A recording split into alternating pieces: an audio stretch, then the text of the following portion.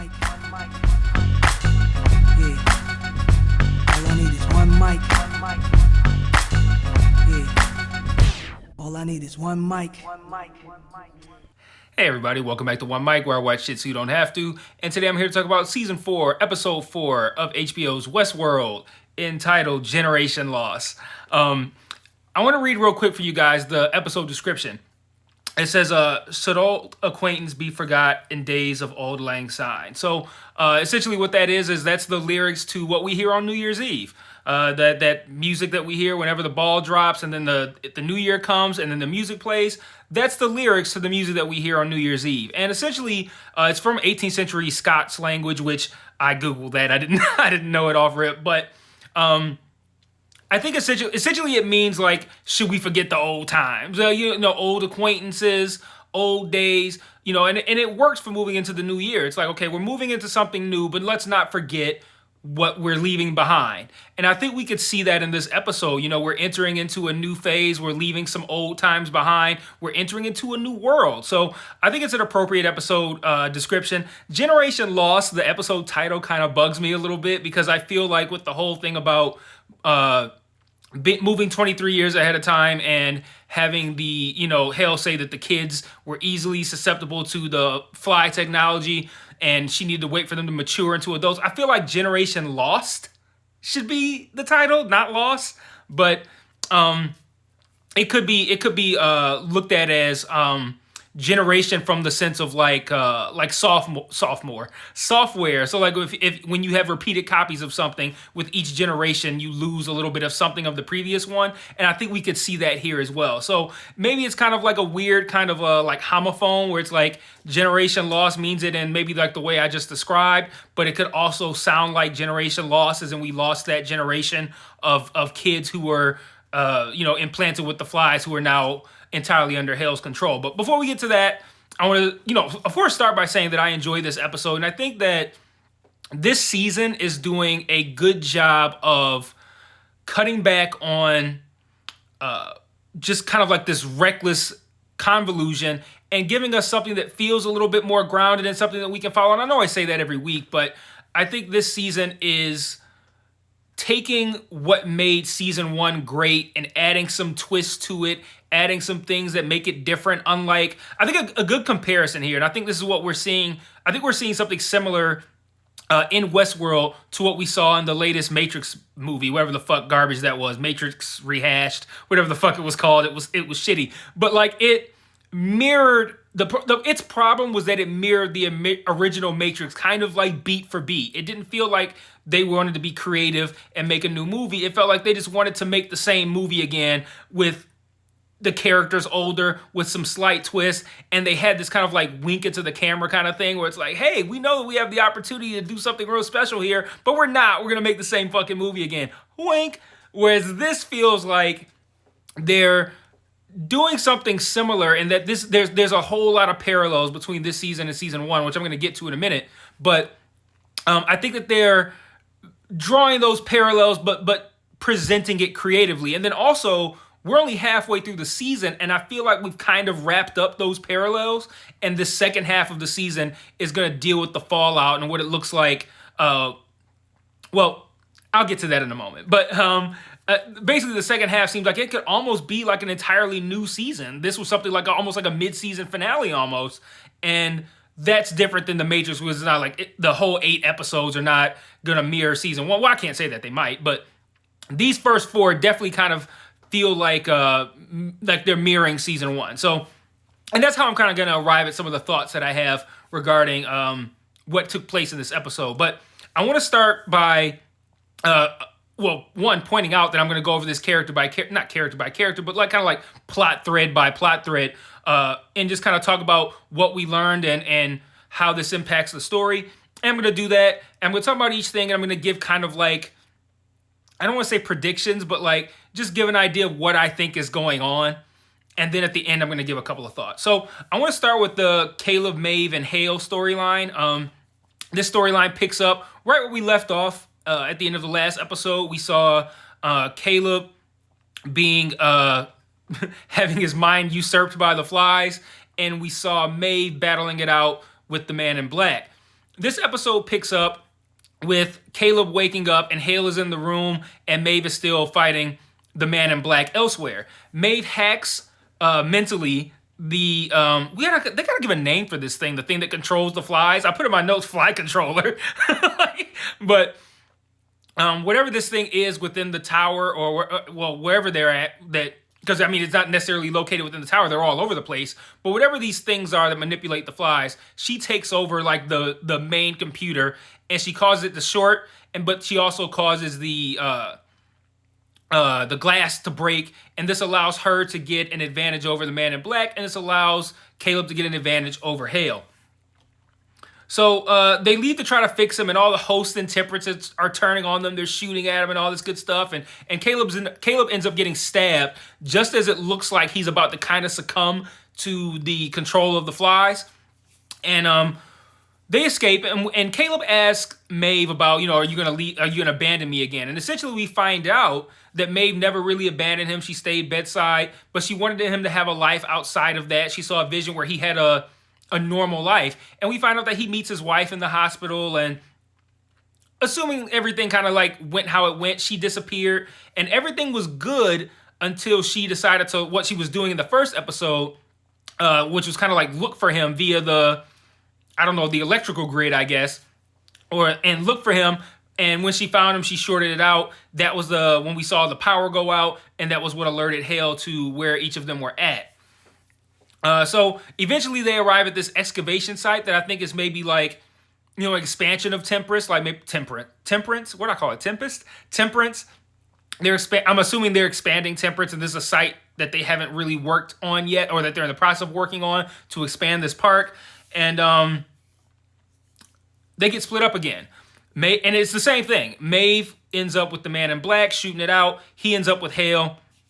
And essentially what ends up happening is that Caleb, there's an interesting moment where Hale tells Caleb essentially to shoot Maeve. And she controls him. She tells him to pick up the gun. He does it. He aims it. But then he aims at the Man in Black, shoots him. And Hale says something to the effect of like, how did you disobey me? And then he says something like, because I have something you don't.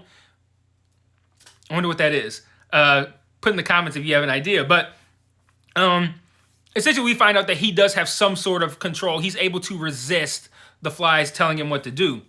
And I'm going to talk about that a little bit more later. But he thinks that his people are coming. It ends up being her people who are coming. And then we also find out that this wasn't actually, I don't want to say present day, but I mean, I guess that applies. This actually wasn't present day. This was 23 years later, in the actual moment that happened the first time. Hale's men came in, gunned down Caleb. He died, and now he is a host. And this is what they say. I think I wrote it down. Yes, the 278th version of him, and that's the big reveal. So, like, I think people. Well, it's one of the big reveals. I think people already kind of guessed that Caleb might be a host. I had that in there, but I think we were all collectively wrong on how we arrived there. But nevertheless, that's an interesting little piece of information that we get from this episode. Then he wakes up and we see that he's in a room with Hale being interviewed. We learned that this was a fidelity test for him. And he runs out of the building that Christina works in. And he runs out there and we find out, this is the actual big reveal, we find out that Hale actually won, and that that she's taken over humanity with these flies, which she implanted in the kids when they were young and they grew up, and now they're adults that she controls, and she's in charge of everything. And that's where we stand. And I think the second half of this season is going to revolve around how do we take this back. But I'm going to get to that. I'm going to talk about that a little bit more later, because I want to talk about Christina now, because Christina was this part of the storyline that after I watched the episode the first time, I had no idea what was going on with Christina. I'm like, I've been hung up on the creators saying that Christina is a real human and that Dolores is dead. So like trying to make sense of what I'm seeing with Christina with that in my mind, I think that's what's held me up. But I'm trying to figure out how I want to present this, because I made my notes for this video, but then I had to go pick up my kids, and I'm thinking about this while I'm driving, and I came to a conclusion, whereas I didn't have one for Christina before I left. So now I have these notes about the Christina plot plot thread, and I don't know if this is even gonna apply to how I feel about it right now after this car ride. But I'm gonna look at this. I'm gonna kind of read what I have here, because I feel like I went from a place where like I have no idea what the Christina thing is to where now I think I do have a pretty clear. That's incredibly arrogant. I do not have a pretty clear idea. I have a semi well thought out theory. It's not even close to a good idea, but I have a semi well thought out theory about Christina, which I did not have after watching it the first time. But okay, so I want to start with Maya. Maya, you know what? Fuck my notes. I'm just gonna talk about my theory, and then I'm gonna give the evidence that I feel that supports this. So, like I was saying at the beginning of the video, there are a lot of parallels between season 1 and season 4.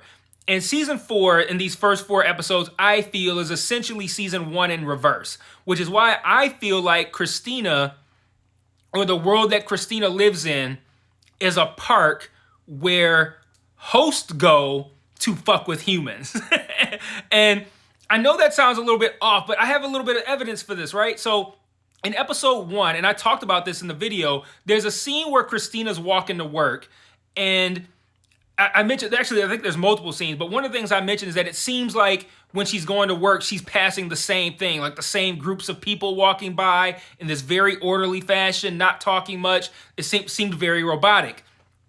There's also a moment where she's walking, but then we see some kids run by her, and what they say something to the effect of like, "Oh, I can't believe this is your first time here. I'm going to show you something that's going to blow your fucking mind." And I asserted like maybe she's in a park or a simulation, and she's writing, she's essentially writing her own backstory. But now, like I said, I think now it's a place where hosts fuck with humans, and that the humans are now like the way we looked at hosts in season 1, but they're just being controlled by the flies as opposed to being hosts. And then hosts go there essentially to exact revenge, which has been Hale's goal for most of this time, right? Is making the humans feel what they felt when they were subjugated to whatever it is that the humans wanted to do.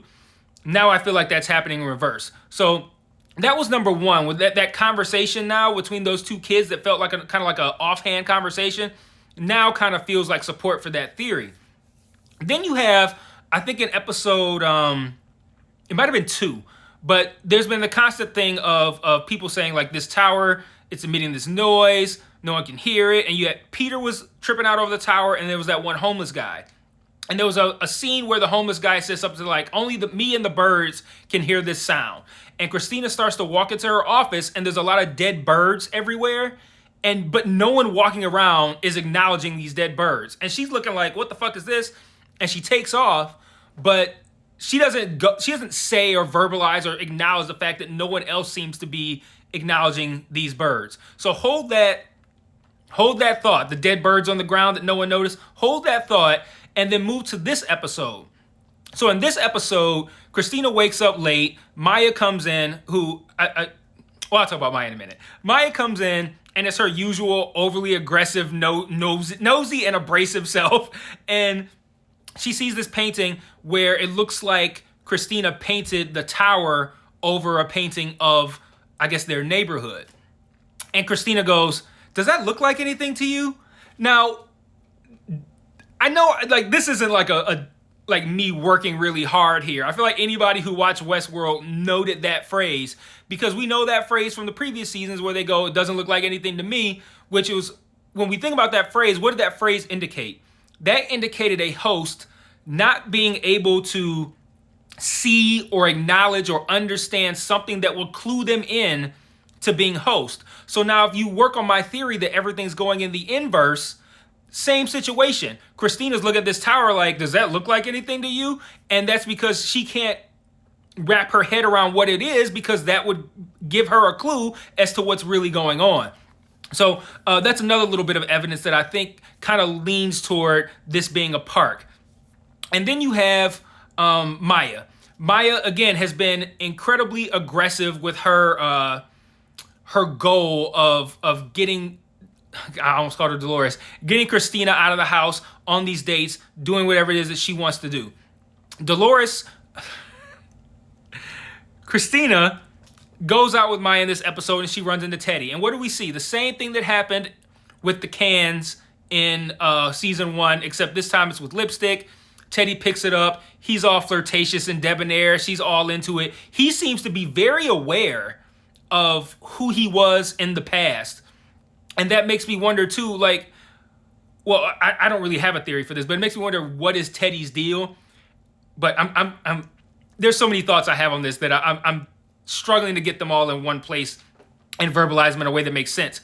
But Christina, let's see, where do I want to go? Oh, so the writing of narratives, I think, is another mirror point here.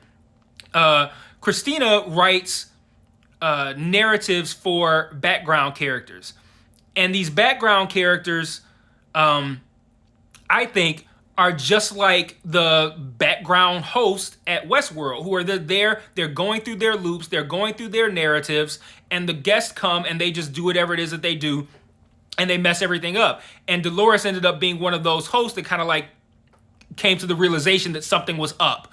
And now I think Peter, who we know is already dead, kind of did that same thing. He was probably living a loop that Christina wrote, his story. He somehow came to the realization that he was, in this case, I think, a human who was being controlled by the flies in the tower, and he ended up killing himself. But that would explain why, since he's in this loop, why when Christina went to that mental hospital, there had already been a wing dedicated to him however long ago.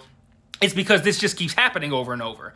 And then you have, I lost my thought. Oh, her writing the narratives, like that kind of makes her like the Lee Sizemore of this park, where she's writing the narrative. So again, this mirroring of ideas, themes, concepts, characters, all that kind of stuff is going on here.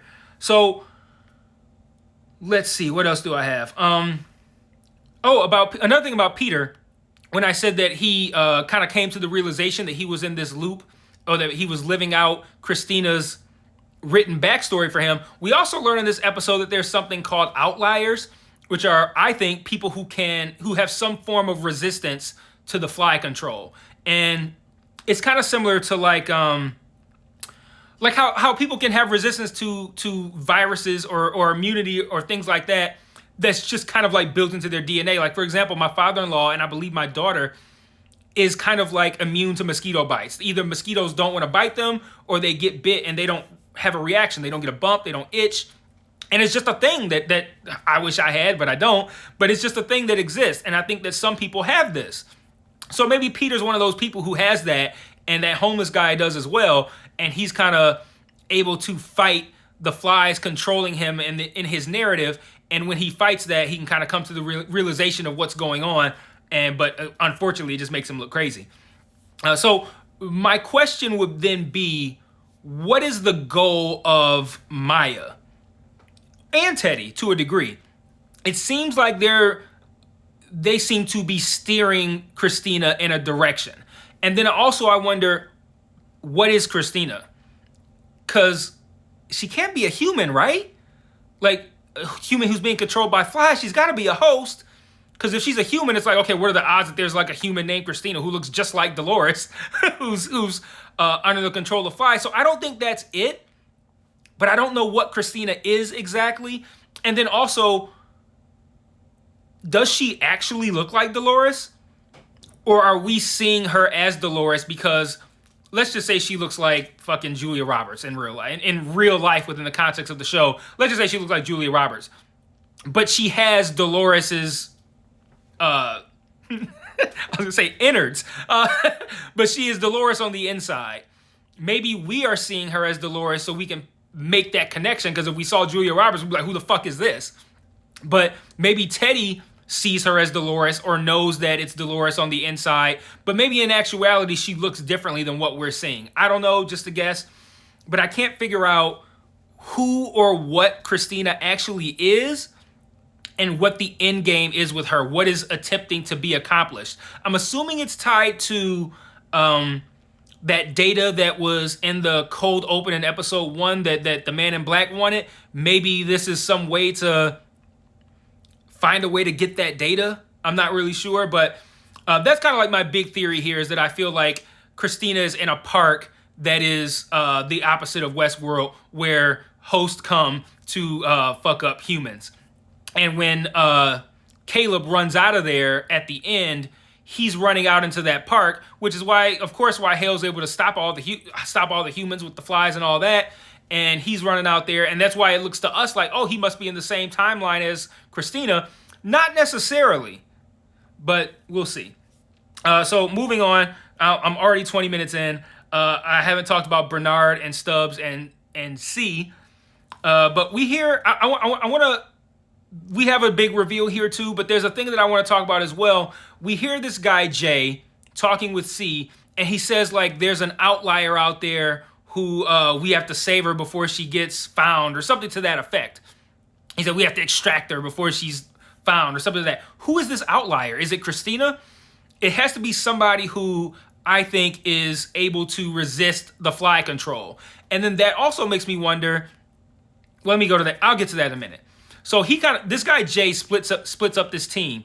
He takes Stubbs with him to go extract this female outlier, and we don't see them again after that. And then Bernard stays with C, and they go to find the weapon that Bernard promised them that he can find in this desert. So they go to find it. We see that eventually we get to a point where we see that this weapon is Maeve, and we also learn that Frankie, like I said last week, that C is Frankie, who is Caleb's daughter. So we now know it's been 23 years later. She's however old she was, we saw her plus 23, and she's now maybe not in charge, but at least one of the people in charge of this, I'm assuming some sort of rebel group who either is infected but far enough away from the tower that controls the flies to where they can't be affected, or this is a group of outliers, people who have some sort of resistance to the fly technology, and they've now formed this group outside, and they're trying to figure out a way to take back what was once theirs. So I'm not sure which one of them they are, but we'll see.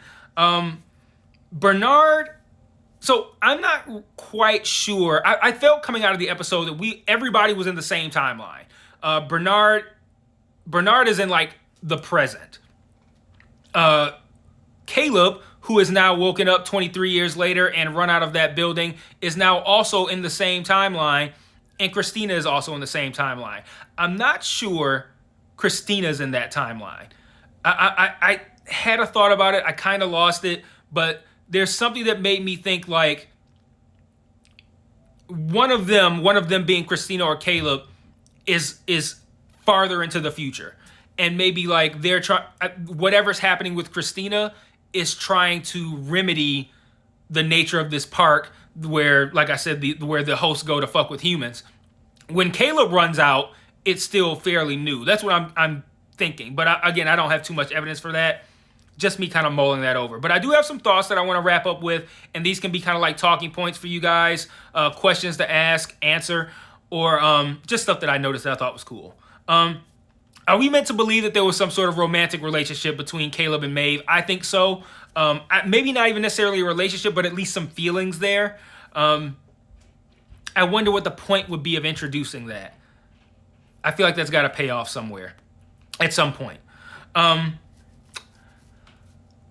I liked how Caleb said, so we find out that Hale was using Temperance as kind of like a super spreader event. Everybody who came there was going to get infected with the flies and then go back out into society and infect other people. And Caleb says something like, everybody here is going to be a carrier for the parasite. And she says, I prefer the term host. I love the double entendre there.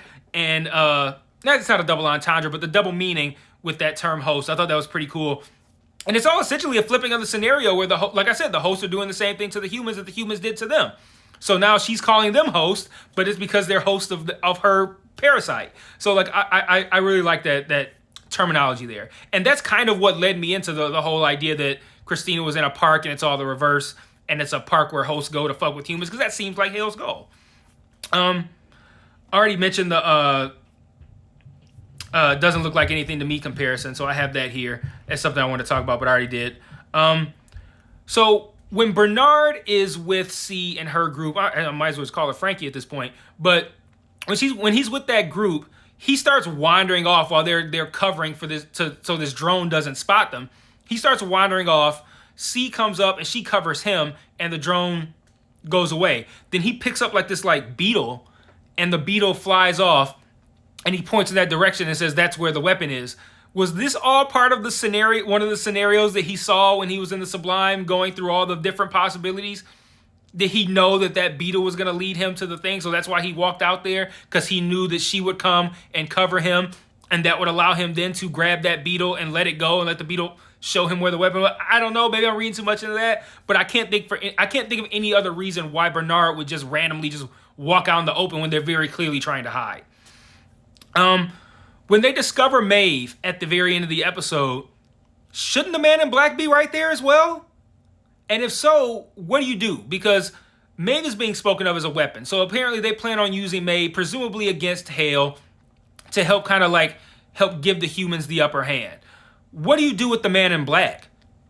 If you can technically grab Maeve's body and maybe grab her head thingy, her little head orb, and maybe bring her back to life, maybe build a new body for her, put her head orb in, and boom, you got the same old Maeve. Could you do the same thing with the man in black, but like flip him, like alter him? Make him make him work for you instead of against you? I don't know. I like the shot that we saw of the tower and how it was situated with the rest of the city. Early in the episode, you see the tower, but at the end of the episode, you get this really wide shot where you can see like this bridge kind of that goes to the tower. The tower is almost kind of like the Statue of Liberty, right? Like they're in New York, and the Statue of Liberty is kind of like on this island, and the tower's on its own island. And you can even look at the tower as like the Statue of Liberty, in the sense of like the tower is kind of used as the realization that the world is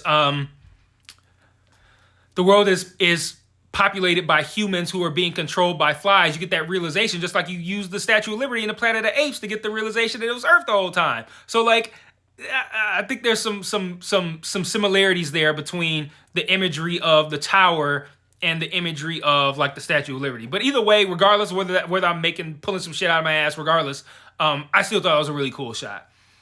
And then lastly, Frankie/C is played by Aurora Perrineau, who is the oldest daughter of Harold Perrineau, who a lot of us will know from. I mean, he's been in so much stuff, and he's been great as of late. When I say as of late, I say over the course of the last 10 years or so. But he was in Lost. He was in Oz. He was in Best Man, the movie. He was in the best season of Sons of Anarchy, playing a bad guy. Like, Harold Perrineau's been in everything. So Aurora Perrineau, who plays Frankie/C, is his oldest daughter. So that's all I got. I still feel like I'm forgetting something, but I had so much shit just like going around in my head while I was driving to pick up my kids. All I could think about was, okay, you have this central premise of the reversal of the park and hosts going there to fuck with humans. And then like I had all of these things. I'm like, oh, this kind of evidence. I'm sure I forgot something. Maybe you guys might say something in the comments that'll remind me. But that's all I have for now. Really great season. I'm excited to see what they're going to do in these final four. Figuring out what's going on with Christina. Figuring out how they're going to beat Hale.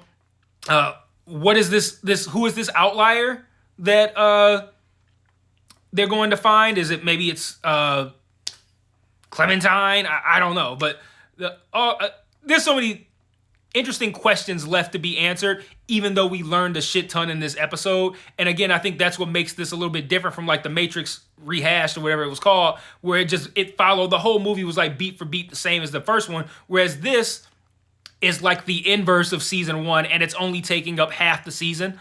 So and it's presenting this information in a really cool way. So really enjoying this season. I will see you guys next week for episode 5. Peace.